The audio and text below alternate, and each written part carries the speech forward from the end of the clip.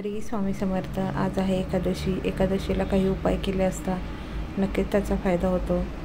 प्रभू विष्णूंना केशर मिश्रित दुधाने अभिषेक करणे, मूर्ती नसेल तर फोटोवर फक्त फुलाने दूध शिंपडावे, त्याने मनोकामना पूर्ण होते। विष्णू मंदिरात खीर किंवा पांढऱ्या मिठाईचा नैवेद्य दाखवणे किंवा पिवळी मिठाई असेल तरी चालेल, त्याच्यावर तुळशीपत्र ठेवणे अत्यंत जरुरी आहे। तुळशीपत्र ठेवले असता नैवेद्य ग्रहण केला जातो। विष्णू मंदिरात नारळ व बदाम ठेवणे अडचणी दूर होतात। पिवळे कापड ठेवले असता पिवळे वस्त्र, पिवळे धान्य, फळे विष्णूंना अर्पित करणे।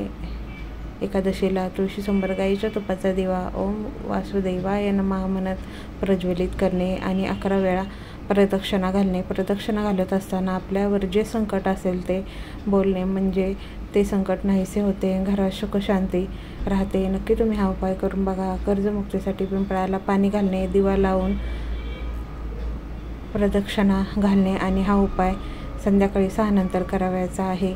पिंपळाला पाणी घालत असताना त्यात काळे तीळ अवश्य घालावेत। काही पैसे एकादशीला विष्णूंच्या फोटोसमोर ठेवून पूजा करावी। नंतर पर्समध्ये ठेवणे धनलाभ होतो, धन कमी पडत नाही। शुक्रवारी श्रीयंत्र स्थापना करणे। श्रीयंत्र हे विष्णू आणि लक्ष्मीचे आसन आहे, त्यामुळे श्रीयंत्राची पूजा होणे खूप महत्त्वाचे आहे।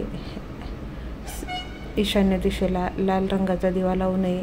ईशान्य कोपऱ्यामध्ये कासव ठेवल्याने सुखसमृद्धी येते।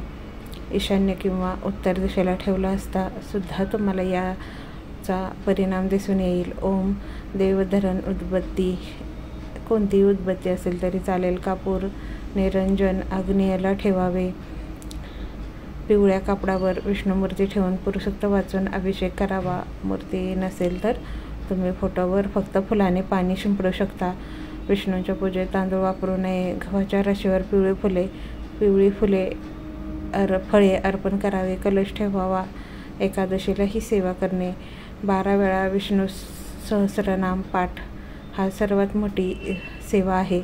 एक माळ विष्णू व लक्ष्मी मंत्र, विष्णू सहस्रनाम स्तोत्र रोज किंवा बुधवार, गुरुवार, शुक्रवार, शनिवार, अमावस्या, पितृपक्षामध्ये पठण करावी। दर शनिवारी व अमावस्येला पिंपळ वृक्षांची सेवा करावी असं म्हणतात। पिंपळ वृक्षाची सेवा केल्याने पूर्वजांना मुक्ती मिळते।